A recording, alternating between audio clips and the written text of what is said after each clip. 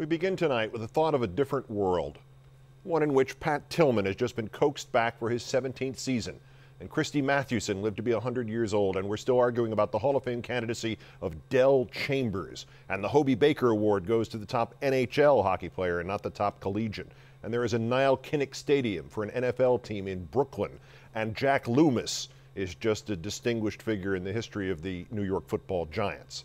Today has been Memorial Day, and despite what so much of sports has shown you this day, recognizing that all these other men and women are deserving of our gratitude and our remembrance, this day is not about honoring the serving troops, nor their families, nor our military as a whole. It is not about dressing up our ball clubs in camo caps that are different than the camo caps they wore last month, because that way we can sell you two different camo caps.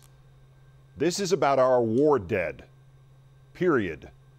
And in sports, touching and lovely scenes of reunited families and salutes to veterans, as nice as they may be, this day should be about Pat Tillman and CHRISTY Mathewson and Del Chambers and HOBEY Baker and NILE KINNICK and Jack Lummus and hundreds of other athletes who first gave up their careers and then gave up their lives so that the rest of us did not have to.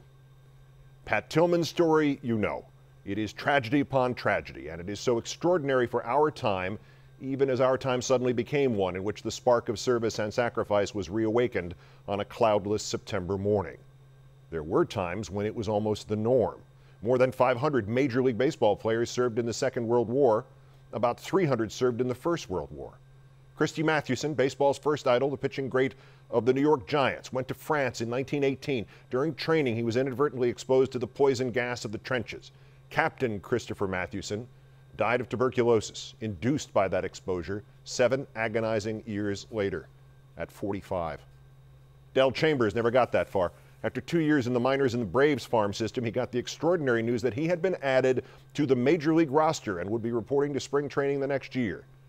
And then he was drafted. On June 21st, 1968, when he should have been playing in the Texas League, Private Del Chambers was killed in a rocket attack at Da Nang, Vietnam. Hobart Amory Hare Baker was this nation's first hockey star at Princeton. He turned down a reported 3-year contract for $20,000 to sign with the new Montreal Canadiens. Instead, he flew with the Lafayette Escadrille in France in World War I. Commander HOBEY Baker died in a crash during training 6 weeks after the armistice. The award in his name was established in 1981. NILE KINNICK won the Heisman Trophy in 1939. Drafted by the Brooklyn football Dodgers, he instead stayed at Iowa to attend law school and remain as an assistant coach for the Hawkeyes, and then came Pearl Harbor. On June 2nd, 1943, off Venezuela, the Navy F-4F he was piloting crashed. His body was never recovered. Iowa football plays, of course, at KINNICK Stadium. For 30 years, his family had opposed that idea, saying there was no reason their loss, alone among the 407,000 American war dead of that war, should be so remembered. This is the day on which Ensign KINNICK and Captain Baker and Private Chambers and Captain Mathewson and Corporal Tillman and all the others should be so remembered. Remembered with solemnity and not souvenir caps. And we should remember Jack Lummus of Baylor and the 1941 New York Giants. He was an end. He played 9 NFL games without much distinction, caught 1 pass for 5 yards. 40 days after he and the Giants lost the championship game that year to the Bears, he enlisted in the Marines. President Abraham Lincoln established the Medal of Honor. It is the greatest recognition this country can bestow on those we remember on Memorial Day. In the more than 153 years of military action the medal covers, only 621 have been posthumously awarded. In all our history, only 621. 14 of them in one battle, in World War II, Iwo Jima. You can turn to any page in the book of citations for the Medal of Honor and find yourself weeping within paragraphs or seconds.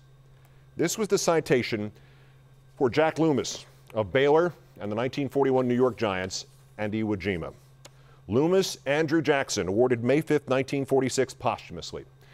For conspicuous gallantry and intrepidity at the risk of his life above and beyond the call of duty as leader of a rifle platoon attached to the 2nd Battalion, 27th Marines, 5th Marine Division in action against enemy Japanese forces on Iwo Jima in the Volcano Islands, 8 March 1945. Resuming his assault tactics with bold decision after fighting without respite for 2 days and nights, First Lieutenant Lummus slowly advanced his platoon against an enemy deeply entrenched in a network of mutually supporting positions. Suddenly halted by a terrific concentration of hostile fire, he unhesitatingly moved forward of his front lines in an effort to neutralize the Japanese position. Although knocked to the ground when an enemy grenade exploded close by, he immediately recovered himself and again moving forward despite the intensified barrage, quickly located, attacked, and destroyed the occupied emplacement. Instantly taken under fire by the garrison of a supporting pillbox and further assailed by the slashing fury of hostile rifle fire, he fell under the impact of a second enemy grenade. But courageously disregarding painful shoulder wounds, staunchly continued his heroic one-man assault and charged the second pillbox, annihilating all the occupants. Subsequently returning to his platoon position, he fearlessly traversed his lines under fire, encouraged his men to advance, and directing the fire of supporting tanks against others stubbornly holding Japanese emplacements. Held up again by a devastating barrage, he again moved into the open, rushed a third heavily fortified installation, and killed the defending troops. Determined to crush all resistance, he led his men indomitably, personally attacking foxholes and spider traps with his carbine and systematically reducing the fanatic opposition until, stepping on a landmine, he sustained fatal wounds. As a note, the citation omits that the landmine blew off Jack Lummus's legs. He was still conscious when he died at an aid station. To resume. By his outstanding valor, skilled tactics, and tenacious perseverance in the face of overwhelming odds, First Lieutenant Lummus had inspired his stout-hearted Marines to continue the relentless drive northward, thereby contributing materially to the success of his regimental mission. His dauntless leadership and unwavering devotion to duty throughout sustain and enhance the highest traditions of the U.S. Naval Service. He gallantly gave his life in the service of his country.